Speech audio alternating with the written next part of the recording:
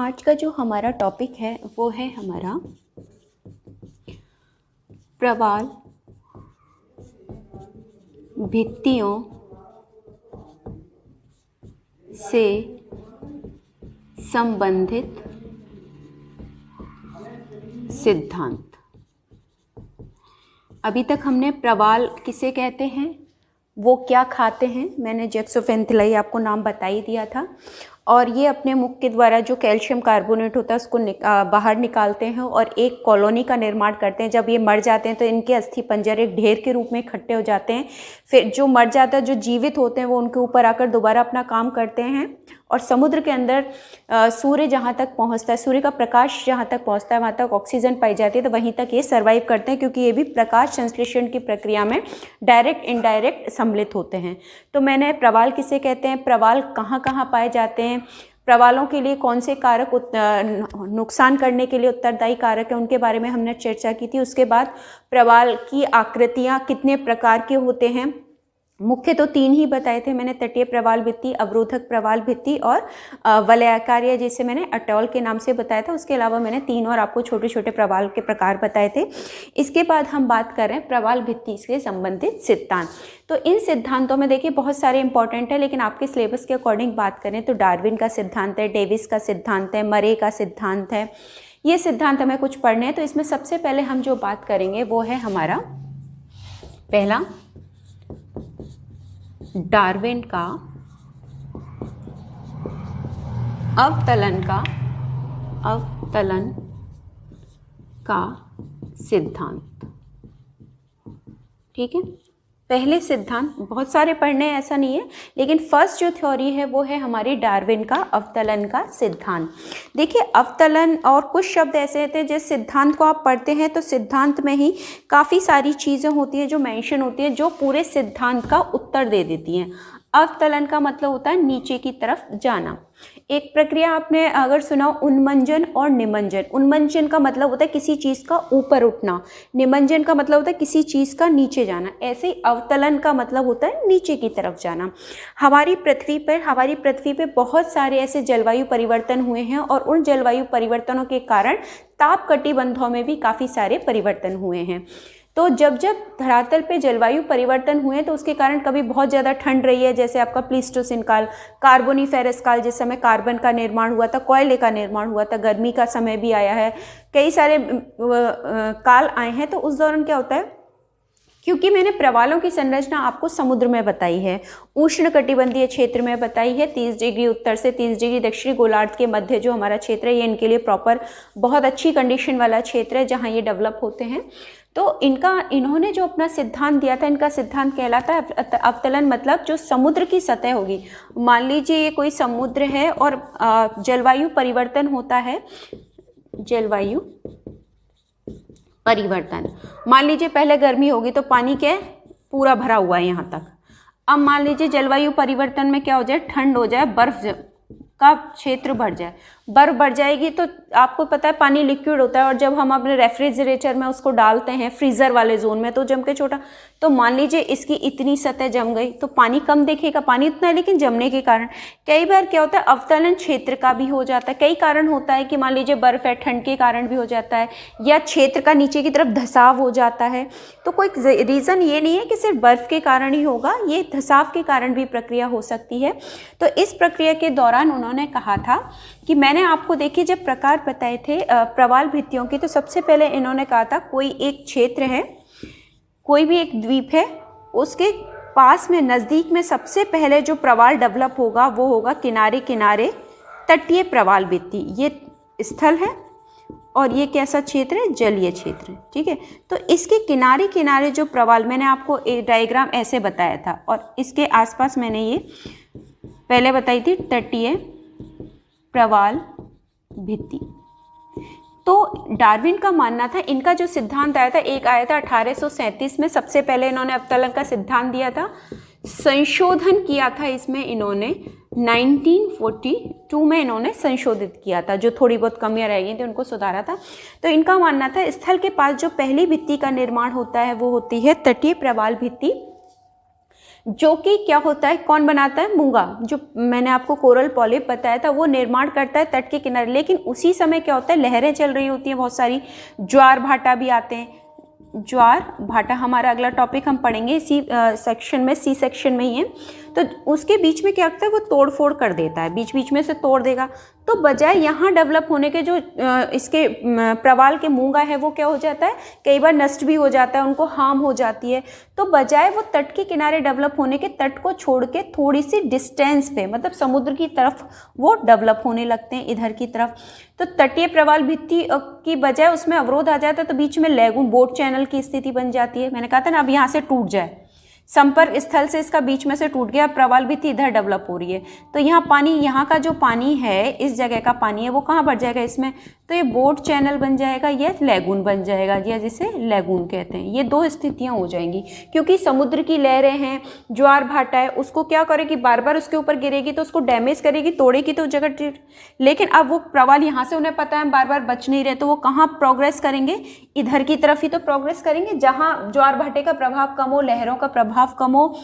तो इन क्षेत्रों में आके, और दूसरे डेल्टा है या एस्चुरिया, वो भी इसको नुकसान ना करें, तो वो बजाय इधर डेवलप होने के कहाँ होंगे, इधर की तरफ। तो उन्होंने कहा पहली कंडीशन में जो प्रवाल भित्ति बनती है वो तट के किनारे तटीय प्रवाल भित्ति बनती है, लेकिन ज्वार भाटा और लहर के कारण वो टूट जाए। इसी समय क्या होता है, स्थल में अवतलन होता है। अवतलन होगा मतलब जो जितना ऊंचा हिस्सा है वो अपक्षय, अपरदन या निक्षेपण की प्रक्रिया द्वारा उनमें क्या होता है, धसाव। अब ये जितना ऊंचा है, फर्स्ट उन्होंने डायग्राम बताया, ठीक है, ये फर्स्ट डायग्राम है। इसके बाद उन्होंने कहा सेकंड स्टेज में क्या होता है, इसमें स्थलीय क्षेत्र में क्या होगा, अवतलन होगा। जो ऊंचा क्षेत्र था थोड़ा अपक्षय और अपरदन के कारण कम होगा, तो जो प्रवाल भित्ति है वो क्या होगी, अवरोधक में कन्वर्ट, बीच में से तो टूटी गई, तो वो टूटने के कारण वो बनेगी, लेकिन उसमें अवरोध आएंगे जगह जगह, मतलब कंटिन्यूशन में ना बन के वो समुद्र की ओर डेवलप होगी। तो ये इतना ऊंचा बनाया मैंने स्थलीय भाग, अब क्या कर दिया मैंने, थोड़ा सा नीचा कर दिया, और इसमें क्या आने लगे, कटाव आने लग गए। तो ये सेकंड कंडीशन उन्होंने कही। तो फर्स्ट में तटीय बन रही है और सेकंड में अवरोधक का बनना शुरू हो गया, अवरोधक प्रवाल भित्ति। और अवरोधक प्रवाल भित्ति देखिए कंटिन्यूटी में नहीं होती, जगह जगह क्या होती है, टूटी होती है। तो अवरोध आ रहे हैं ना बीच बीच में, तो इसके माध्यम से क्या होगा, जल से बाहर, अगर ये समुद्र है तो समुद्र से इसका संपर्क रहेगा, तो आने जाने का रास्ता खुला रहेगा। तो कहीं ना कहीं लैगून, एटॉल के निर्माण के लिए एक प्रक्रिया तैयार कर रही है सेकेंड स्टेज। थर्ड स्टेज में इन्होंने कहा कि जो स्थलीय भाग था, जो इतना ऊंचा था, वो और भी अपरदित नीचे की तरफ धसा, और भी कमतर होता गया, फ्लैट होता गया। तो क्या होता गया, जो इसके चारों ओर अवरोधक प्रवाल भित्ति बन रही थी वो धीरे धीरे बढ़ते, ये क्षेत्र अगर आगे बढ़ेगा तो जुड़ जाएगा, प्रवाल एक दूसरे के जोड़ेंगे, जोड़ते जोड़ते एक इसका आकार ले लेंगे अपना। देखिए सी अक्षर आ गया, चाहे आप ऐसे बना लीजिए, चाहे मैं इधर से बना दूं। बात तो है कि अगर मैं इधर से बना दूं तो वो जो जगह जगह टूटने वाले क्षेत्र थे वो थोड़े थोड़े जुड़ते जाएंगे, और मूंगा उसको क्या होगा, कॉलोनी को डेवलप करके ऊंचा करता जाएगा। तो जो अंदर का स्थलीय भाग है वो धीरे धीरे निक्षेपित होगा, और जल से इसका संपर्क हो जाएगा, बाहर से इसका संपर्क हो रहा है, पानी भर जा रहा है, और स्थलीय भाग क्या हो रहा है, धीरे धीरे टूटता जा रहा है। तो थर्ड स्टेज में आते आते वो क्या बना लेंगी, एटॉल, या जिसको कहते हैं वलयाकार, या आपकी पूरी रिंग बना। अभी रिंग नहीं बनी है, बीच में अभी भी अवरोध है, तो अभी प्रक्रिया शुरू गई एटॉल का निर्माण, या जिसे हम घोड़े की नाल जैसी आकृति या सी अक्षर जैसी आकृति के निर्माण की प्रक्रिया शुरू हो गई। तो इसका संबंध होगा, तो प्रवाल का जो विस्तार होगा वो इन क्षेत्रों में बढ़ने लगेगा, जिससे ये जो बीच के रास्ते हैं ये भी क्या हो जाए, भर जाए, और ये कनेक्ट हो जाए। थर्ड में आएंगे तो क्योंकि बाहर से ये जो जलीय क्षेत्र है, जलीय क्षेत्र, इसका संपर्क अंदर से रहेगा, तो इस स्थलीय क्षेत्र के चारों ओर क्या भर जाएगा, पानी। तो किसका निर्माण शुरू हो गया, लैगून, झील का निर्माण शुरू हो गया। ठीक है, अब इसके बाद क्या कर रहे हैं, जो कोरल पॉलिप हैं वो धीरे धीरे क्या कर रहे हैं, डेवलप कर रहे हैं। नज़दीक क्षेत्र पास किनारे से क्या होगा, डेवलपमेंट यहाँ चल रहा है इसमें, तो धीरे धीरे वो बढ़ते बढ़ते क्या होंगे, आपस में जो गैप है उनको भरने की कोशिश करेंगे। तो जो देखिए यहाँ खुला हुआ था, बीच में अभी तट के पास है, फिर वो क्या हुई, आगे बढ़ी, अवरोधक तो बनी, स्थलीय क्षेत्र नीचे आया, लेकिन क्या हुआ, अवरोध बीच में अभी भी है कि पानी चारों तरफ से आ रहा है, अभी प्रॉपर वो बंद नहीं हुआ है। इसमें सी अक्षर हो गया, तो इसमें जो अवरोध थे वो अब क्या हो गए, कम होने लग गए, उसको एंगल मतलब गोल शेप में, सी शेप में आना शुरू हो गया कि अभी एक या दो तरफ से ही पानी आ रहा है। चौथी स्टेज में क्या होगा, मूंगा डेवलप होता जाएगा, जो अंदर का स्थलीय क्षेत्र है वो ना के बराबर रह जाएगा, ऐसा द्वीप जैसी स्थिति, और उसके चारों ओर पूरी क्या बन जाएगी, अपनी सी आकृति। अभी बीच में 1 2 3 4 जगह से मैंने तोड़ी हुई थी, यहाँ तो 5-6 जगह से टूटी हुई, क्योंकि समुद्र की ओर यहाँ पे मैं एक ही तरफ से संपर्क करूंगी तो समुद्र से इसका सीधा संपर्क हो गया। समुद्र से मूंगा भी डेवलप करा और मूंगे ने ये चारों ओर क्या कर लिया, अपनी कॉलोनी डेवलप कर ली। अब देखिए पूरी तरह सी आकृति बन गई, इसमें और कहीं तो अवरोध नहीं है। और जैसे ही बनेंगे इस पर ताड़ के पेड़ लगने शुरू हो जाएंगे। ठीक है, मैंने आपको बताया था एटॉल में कि इसकी पहचान है, इस पर ताड़ के वृक्ष बहुत पाए जाते हैं। ठीक है, अब ये तो स्थल कम हो गया और ये तो ना के बराबर रह जाता है और इसमें क्या होने लगती है, बोटिंग। ठीक है, अभी पानी से भी संबंध यहाँ से डायरेक्ट आइए और इसमें क्या होगा, अब मूंगा डेवलप तो करता है और डेवलप होने के साथ साथ वो अपने जो कैल्शियम कार्बोनेट को उसको छोड़ रहा था उसका जमाव भी यहाँ निक्षेपण होगा। तो इसके कारण इसका जो निक्षेपण है, जो चबूतरा है, वो थोड़ा क्या होगा, उथला होगा। तो इसमें लैगून में क्या होने लगे, क्योंकि जो स्थलीय क्षेत्र था, ये जो स्थलीय क्षेत्र की मैं बात करी, ये तो ना के बराबर रह जाता है, रहता ही नहीं है। ये चौथी स्टेज हो जाती है। नेक्स्ट 5th स्टेज में क्या होता है, ये जो सी शेप थी ये तकरीबन क्या हो जाती है, बंद। मान लीजिए मैं यहाँ से बनाऊं और यहाँ से एक छोटा, ये क्षेत्र चौड़ा है, इसको और मैं क्या कर दूं, कम कर दूं, तो रास्ता क्या होने लग गया, धीरे धीरे बंद होने लग गया। मूंगे के कारण भी बंद होने लग गया और जो इनका अक्षय पर्दन हो रहा है उन कारण भी। और यहाँ पे पूरी तरह किसका निर्माण हो जाता है और ये बहुत ही सुंदर घूमने लायक जगह बन जाती है जिसे अपन कहते हैं लैगून। ठीक है, लैगून झील। ठीक है, इसके बाद जो 6th स्टेज आएगी उसमें ये जो एक रास्ता जो समुद्र से जुड़ा हुआ था जिससे आ रहे थे जा रहे थे, अब ये भी खत्म हो जाएगा। पूरी वलयाकार प्रवाल भित्ति बन जाएगी पूरी ऐसे, और इसमें चारों तरफ क्या भर जाएगा, पानी भर जाएगा और ये कहलाती है प्रॉपर लैगून झील। लेकिन ये कैसी है, खुली है, और ये कैसी है, बंद है। ये देखिए अभी भी मार्क मैंने समुद्र से डायरेक्ट आके अंदर कर लो, ये सेफ जोन है। ये हिस्सा बहुत ऊंचा उठा हो जाता है और ताड़ के वृक्ष मैंने आपका, और आखिरी स्टेज में जाके चारों तरफ से मूंगा डेवलप करते करते एक दूसरे के पास आ जाते हैं और जो रास्ते खुले हुए रहते हैं वो क्या हो जाता है, पूरी तरह बंद हो जाता है। तो ऐसा लगता है बीच समुद्र में एक बहुत ही खूबसूरत आकृति बन के तैयार हो गई, दीपनुमा आकृति जो अलग से उठी हुई है और उसके बीच में एक खूबसूरत सी झील नजर आती है। तो ये बहुत ही खूबसूरत जगह होती हैं देखने के लिए लैगून झील, ऐसी जिनमें बोटिंग भी होती है और कई पर्यटन स्थलों में इनको कन्वर्ट कर दिया गया है। तो डार्विन का जो पूरा सिद्धांत था एक ही शब्द पे डिपेंड करता था, अवतलन। देखिए पहले में मैंने कहा था बड़े बड़े स्थल ये भागता है ऐसे, उनमें अवतलन हुआ मतलब नीचे की तरफ गए, थोड़ा कम हुआ। तो पहले तटीय बनी, अवरोधक, फिर लैगून बनी, पानी उसमें प्रवेश, अभी तो पानी इसके अंदर जा ही नहीं सकता, धीरे धीरे पानी के लिए ज्वार भाटे ने जगह बनाई, थोड़ा सा पानी आया बोट चैनल के रूप में जब बोटिंग कर सकते हैं। अवरोधक में थोड़ी और उसको जगह मिल गई और वो अवरोधक बढ़ते बढ़ते बढ़ते किसमें, वलय में बनी, और वलयकार भी बढ़ते बढ़ते पूरी एक शेप में आ गई। तो लास्ट में पूरी तरह एक बंद लैगून की आकृति बन जाती है।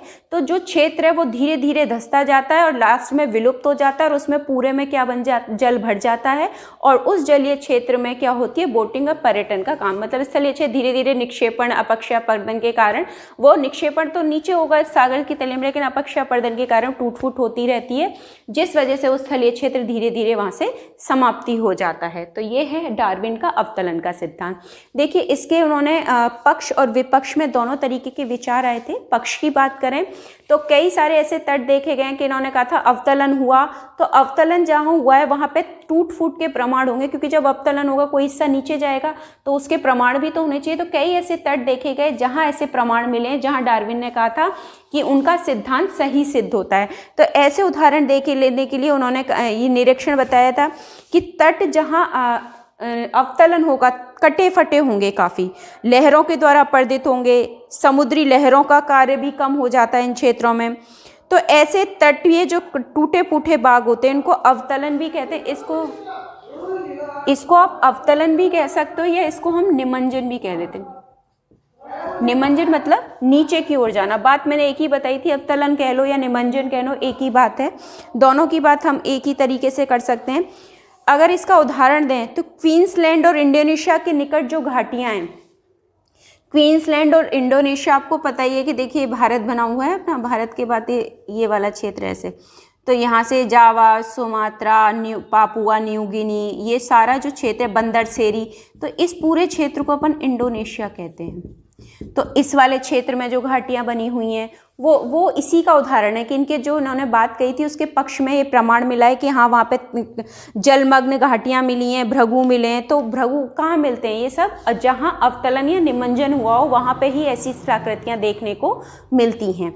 तो एक तो इन्होंने ये उदाहरण दे दिया था कि देखिए, एक दूसरी बात इन्होंने कही थी कि जो भौगोलिक परिस्थिति के आधार पे मैंने कहा था प्रवाल का विकास 60 से 90 मीटर की गहराई पे होता है, उससे गहराई से संभव नहीं है, क्योंकि वहीं तक मानते हैं हम सूर्य का प्रकाश वहाँ तक पहुँचता है। इस वजह से उनका कहना था कि जहाँ तक सूर्य का प्रकाश पहुँचेगा वहीं तक प्रवाल डेवलप होंगे। तो इनकी किंतु कई प्रवाल भित्तियों की जब गहराई नापी गई तो वो तो इससे भी गहरे स्थान पे मिली। तो क्यों मिली? मान लीजिए अगर आप हम 60 से 90 मीटर की गहराई की बात कर रहे हैं कि यहाँ तक आपकी क्या मिलेंगे? प्रवाल मिलेंगे। लेकिन जब खोजें होती रहती है समुद्र में, तो आज भी खोजें, सबसे ज़्यादा खोजें समुद्र का ही क्षेत्र है, उन्होंने देखा 60-90 नहीं 150 मीटर से भी अधिक गहराई पे, मतलब यहाँ तक पे भी प्रवाल जीवित मिले हैं और वो प्रक्रिया करते मिले। तो ऐसा कैसे संभव हो गया?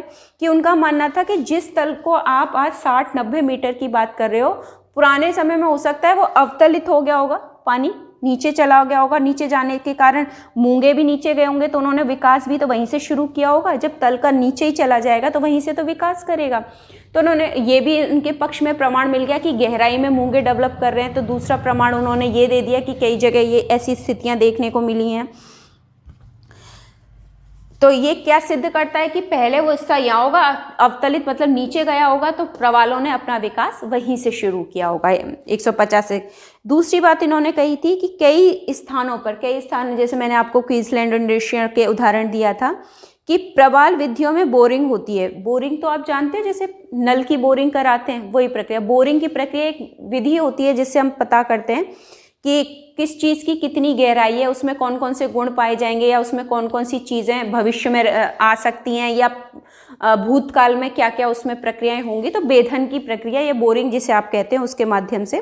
तो उन्होंने देखा था कि प्रशांत महासागर का जो क्षेत्र है वहाँ पे फुनाफुटी वलय में, फुनाफुटी वलय प्रशांत महासागर में, प्रशांत महासागर में फुनाफुटी वलय, यहाँ पे बोरिंग का काम जिसे आप कहते हैं ना बेधन, वेधन का कार्य किया गया था, और किया गया था 340 मीटर की गहराई पे। बोरिंग के जैसे डालते हैं ना, तो वहां तक वेधन किया गया था। तो 230 मीटर की गहराई तक तो प्रवाल का चूरा मिला था, और 45 मीटर की गहराई तक क्या मिले थे? उसके जीवावशेष मिले थे। और इसके नीचे कायांतरित पत्थर और डोलोमाइट के शैल मिले थे। तो इसका मतलब कहाँ तो हम 60-90 की बात कर रहे हैं, कहाँ हम 150, और हम पहुँच गए 340 मीटर की गहराई पे। तो आप सोचो उतनी गहराई पे, तो इतनी गहराई पे तो जीव जब ही जीवित रह सकता है जब स्थल का नीचे की तरफ क्या हुआ? अवतलन हुआ होगा। और अवतलन होने के कारण जीव जो मूंगा ऊपर थे उन्हें अगर सरवाइव करना है, ऊपर रह जाएंगे। तो अगर वो मूंगा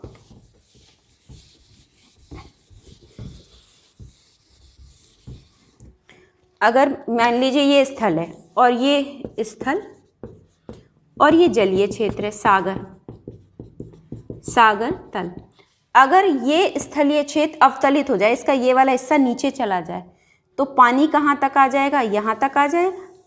अब जो मूंगा यहाँ था उसके लिए क्या हो जाएगा? प्रॉब्लम हो जाएगी कि वो तो यहाँ डेवलप कर रहा था और पानी की सतह नीचे, अब ये नीचे चली गई, ये निमज्जन हो गया पानी की सतह, तो उसको प्रकाश नहीं मिल पाएगा। तो वो क्या करेगा अपने बचाव के लिए? अब वो ऊपर ना दिख के नीचे ही तो जाएगा अपनी सुरक्षा करने के लिए। तो बजाय वो ऊपर डेवलप होने के यहाँ से अपनी कॉलोनी तैयार करेगा, धीरे धीरे उस स्तर तक आने की कोशिश करेगा जिससे वो बचाव, क्योंकि ऊपर रहेगा तो सागर, ज्वार भाटा है, लहरें, वो उनको उसको तोड़ फोड़ करेंगी। तो इस वजह से देखा गया कि जो हम 60-90 मीटर की बात कर रहे हैं, 340 मीटर की गहराई तक भी उसके प्रमाण पाए गए हैं। तो कहीं ना कहीं डार्विन का अवतलन का सिद्धांत सिद्ध करता है कि प्राचीन काल में या पुराने समय में क्या हुआ होता है, स्थल भाग में अवतलन हुआ होगा। अवतलन के कारण जो मूंगा है उनको डेवलप करने के लिए भी सागर के नीचे जाना पड़ा, क्योंकि ऊपर खुले में रह जाएंगे तो मर जाएंगे, वो तो पानी में ही जीवित रह सकते हैं। तो पानी में जीवित रहे और नीचाई तक गए और धीरे धीरे डेवलप करके जिस उस समय का तलीय स्थिति होगी उसके आधार पर उन्होंने कॉलोनी का विकास किया। तो इन्होंने बहुत सारे उदाहरण ऐसे दिए थे, बिकनी वलय का भी दिया था। इसके अलावा उन्होंने ध्वनिकरण यंत्रों की सहायता से हवाई द्वीप का भी निरीक्षण किया था, वहाँ पे भी निमंजन के मिले थे। देखिए ये तो उनके पक्ष में प्रमाण मैंने बता दिए कि देखिए कि बिकनी द्वीप का, हवाई द्वीप का, क्वींसलैंड का, इंडोनेशिया, ये तो प्रमाण थे कि जो तट कटे फटे हैं, भृगु पाए गए हैं, तो वो अवतलन का उदाहरण है। लेकिन कई ऐसे अपवाद भी मिले कि जहाँ ये लगता है कि नहीं, अवतलन का सिद्धांत कार्य नहीं करता है। इसमें सबसे पहली बात उन्होंने कहा था कि सबसे पहले उन्होंने कहा था तटीय प्रवाल भित्ति बनेगी, फिर अवरोधक प्रवाल भित्ति बनेगी, फिर लास्ट में अब वलय की उत्पत्ति पूरी तरह, मैंने आपको पूरा ब्लॉक बना दिया था ना, छठी स्टेज में ये बना दिया था पूरी तरह बंद। तो उन्होंने एक के बाद एक प्रक्रिया बताई थी, लेकिन ये प्रक्रिया क्या वाकई में स्टेप बाय स्टेप हुई होगी, ये भी तो संभव नहीं है। हो सकता है तुरंत ही उसने तटीय प्रवाल भित्ति के बाद वो वहाँ पे डेवलप ही ना, अवरोधक ना बन पाए, या अवरोधक हो और तुरंत ही वो वलय में तटीय का काम ही ना हो। तो ऐसे भी कई उदाहरण मिले कि इनके विरोधाभासी भी हो गए, पक्ष में प्रमाण ना हो के विरोध में चले गए थे। दूसरी इन्होंने कहा था कि जो ये कंटिन्यूटी है वो संभव नहीं है कि हर जगह आपको देखने को मिले। दूसरी बात इन्होंने जो कही थी वलयाकार भित्ति के बारे में, जो एटॉल की मैं बात कर रही हूँ, जलमग्न पठारों के ऊपर बताई थी इन्होंने। तो महासागर में आग्नेयशैल भी होते हैं देखिए, और आग्नेयशैल से बने द्वीप जो होते हैं, देखिए ऐसा नहीं है महासागर में बेसाल्टी हो, वैसे कहते हैं महाद्वीप और महासागर की बात करें कि महाद्वीप ग्रेनाइट के बने हुए हैं और जो महासागर है बेसाल्ट चट्टान पाई जाती है, लेकिन महासागरों के नीचे भी आग्नेय चट्टानें पाई जाती है। और आग्नेय चट्टानों का जो उदाहरण है, जो द्वीप बनते हैं आग्नेय चट्टानों से, कभी भी निमंजन प्रक्रिया से नहीं बनते हैं, हमेशा उमंजन प्रक्रिया, मतलब ऊपर, निमंजन का मतलब होता है नीचे जाना और उन्मंजन का मतलब होता है ऊपर आना।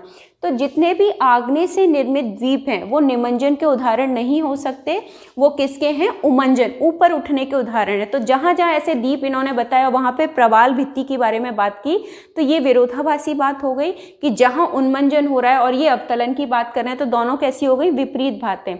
इस वजह से इनके सिद्धांत की आलोचना हुई थी। अगली बात करें, इन्होंने सांता आना प्रवाल द्वीप में जो भित्ति मिली थी प्रवाल की 60 मीटर तक बताई थी, और वो जो भित्ति की ये बात कर रहे थे वो भी उन्मंजन की प्रमाण है, ना कि उठने के प्रमाण मिले हैं। क्योंकि जो जो स्थलाकृतियाँ बनी गई हैं, जो आकृति बनती है, देखिए हर चीज़ की प्रक्रिया में एक अलग आकृति बनती है, डूबने की आकृति अलग बनेगी, उठने की आकृति अलग बनेगी। तो वहाँ पे जो उनको सांता आना में जो प्रमाण मिले वो ये तो कह रहे हैं निमंजन के, अवतलन के, लेकिन वहाँ पे जो स्थलाकृतियाँ देखने को मिली वो किसके प्रमाण है, उमंजन के। तो कुछ इन कारणों से इनका सिद्धांत क्या हो गया था, विरोधाभासी हो गया था। लेकिन फिर भी इसने एक प्रवाल भित्ति के निर्माण में एक नींव के पत्थर का काम किया, तो बहुत ही इंपॉर्टेंट आपकी प्रक्रिया है।